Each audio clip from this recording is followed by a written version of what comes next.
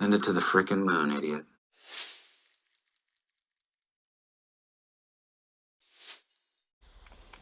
Hi again, everyone. Hope you're all doing really well. Like many of you have been seeing, I have been following the happenings with Mullen Automotive, stock ticker symbol MULN.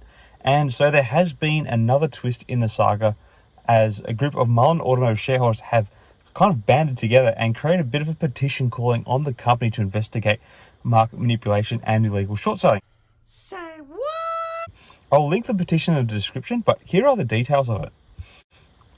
David Mitri, CEO of Mullen Automotive, we, the shareholders, respectively request that you join Genius Group in the below described action against illegal trading that is damaging our investment.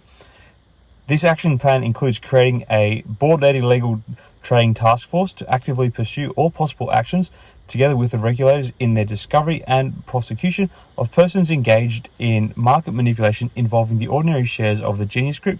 The task force will be led by Timothy Murphy, a Genius Group director and former deputy director of the FBI, Richard Breman, also a Genius Group director and chair of the company's audit committee, and Roger Hamilton, the CEO of Genius Group. The company has been in communication with the government regulatory authorities and is sharing information with these authorities to assist them.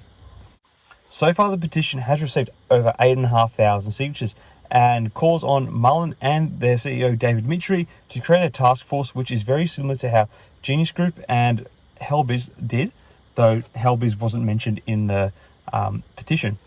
Now, the Genius Group stock ticker symbol GNS recently announced that it had formed an illegal trading task force to investigate market manipulation and naked short selling, with shares of GNS stock skyrocketing by over 450% last week, as I covered in a video just over this weekend, and may very well give it some more room to run further this week.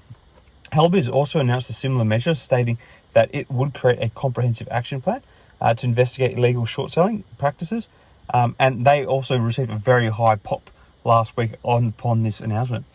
With the recent actions of GNS and Helbiz, it seems the Mullen shareholders have been inspired to take similar action and demand transparency and accountability in the trading of Mullen stock. As we know, it's been a bit of shady action, both on the board's part and just generally from the shorting of the stock in general. It's a valid request to put upon the board. According to Fintel, a total of 35.8 million shares of Mullen stock failed to be delivered in December, with the volume of shares that were unable to be delivered rising substantially during the end of the month, which coincided with that big rally that we saw the stock having throughout the month. With such a large number of signatures on the petition, it could potentially lead to another push for Mullen to have a short squeeze, where investors who have shorted the stock would be forced to buy shares to cover their short positions, pushing the stock price higher. And this could actually occur, I guess, if there is pressure on these short positions to cover because of the legal authorities involved. Now, obviously, Mullen Automotive has a few hurdles to navigate first, i.e. they've got the 2 court cases about floating too many securities, as well as the finalising of voting for their last shareholder meeting, both of which will be navigated to some extent this week. The court cases may be drawn out beyond this week. However, if this petition gets enough steam, it may force the hand of the board to try and not only announce an investigation into the huge short selling, but also undertake some actions to return shareholder value. The one downside of this petition is that it is a public one on change.org, so it can be signed by non-shareholders as well, which might cause the board to not pay as much attention to it. However, the more names on the petition, the greater the pressure there will be for the board to take some sort of action. So while this petition is a positive form of activism from shareholders, if it is to influence the share price, I think it's going to be a little later on and perhaps not this week, because we still need to navigate these other hurdles.